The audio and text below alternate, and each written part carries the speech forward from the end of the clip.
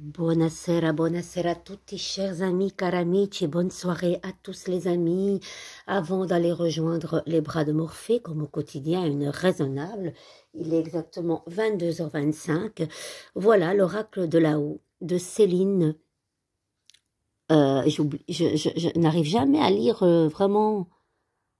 Ah, Pranou. Céline Pranou. Le P, on le voit pas bien, hein. Attention. Voilà-t-il pas cette carte très très étrange, l'échec. Regardez ce personnage qui est en haut d'une falaise. Il y a cette pleine lune qui est là. Qu'est-ce qu'il regarde? Et puis vous avez quand même le coquelicot qui, ok, c'est l'échec. Il regarde l'échec du passé à mon avis, parce que la lune, c'est un petit peu comme la carte de la lune, il regarde le passé. Ceux qui pensent qu'il a été sombre, je ne sais pas, j'ai pas encore regardé la carte, je la découvre avec vous, mais les coquelicots, c'est quand même l'espoir et la renaissance, bien rouge, bien vif. Ok? On tombe pour se relever. À mon avis, c'est un petit peu vers ça qu'on va. Nous allons découvrir cette belle carte mystérieuse. Là, ça tombe bien juste avant d'aller dormir, qui est un petit peu tout cela, les amis. Je la trouve très très belle. Allez, on y va? Écoutez bien. Ah ben non, tu dois pas tomber, tu dois rester comme ça, toi. Allez, on y va. L'échec, c'est de ne pas s'en rendre compte. Exactement. Cette carte indique que tu as échoué quelque part, mais cette signification est finalement positive. L'échec te rapproche de ce qui est prévu pour toi. Ce revers devait avoir lieu. C'était une nécessité pour te faire grandir.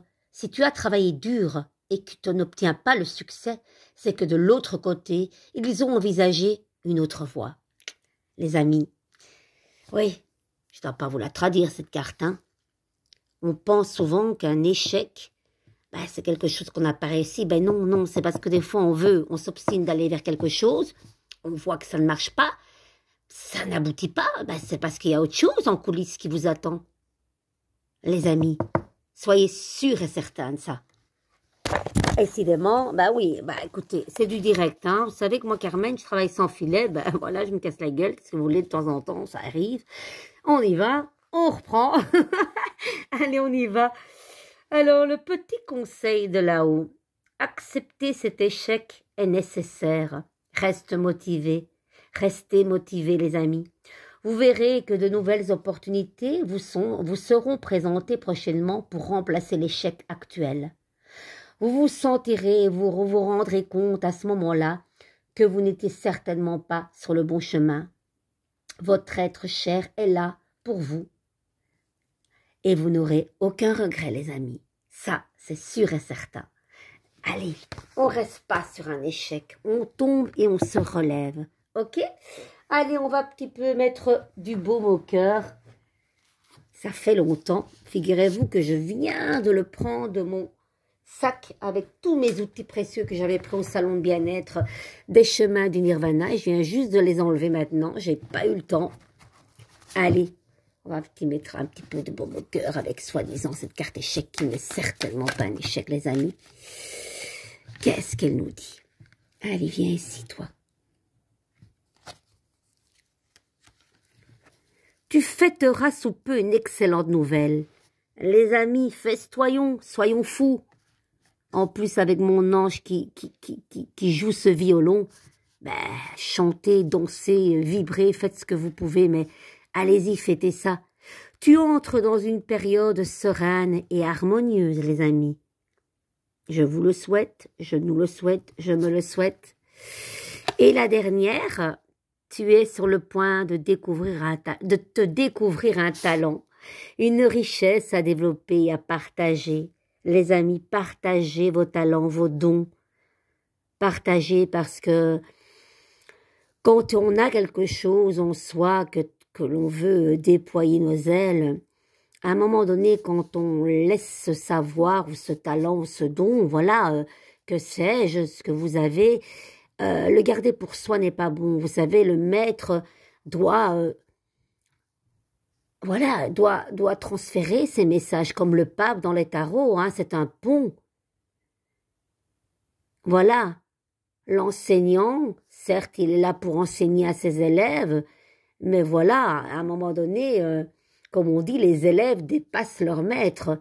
Mais pour cela, il faut que vous transmettez ces messages et ces dons. N'ayez pas peur, hein. N'ayez pas peur, hein. Parce qu'on a toujours peur de paraître trop ou qu'on va dire ceci. Vous savez, hein, vous allez quand même être tout le temps jugé. Faites-le d'une manière humble, en n'ayant pas peur de montrer ce que vous savez faire. Hein. Il n'y a aucune honte à ça. Hein. Et vous vous en foutez de ce qu'on vous dit. Ok les amis? Parce que ça, je rencontre beaucoup trop dans mes consultations. Des gens qui n'osent pas se mettre en valeur, quoi. Mais... vous savez, rester dans sa grotte tout le temps, ben, comment vous voulez vous faire connaître et partager ce que vous savez et ce dont vous voudriez enseigner à quelqu'un? Et ça ne veut pas dire à une assemblée de 1000 personnes, hein, ça peut être à 2-3 personnes, mais il faut parler de ce que vous faites. Vous êtes d'accord avec moi, les amis? Allez, la dernière. Un besoin peut être comblé, une dépendance ne l'est jamais.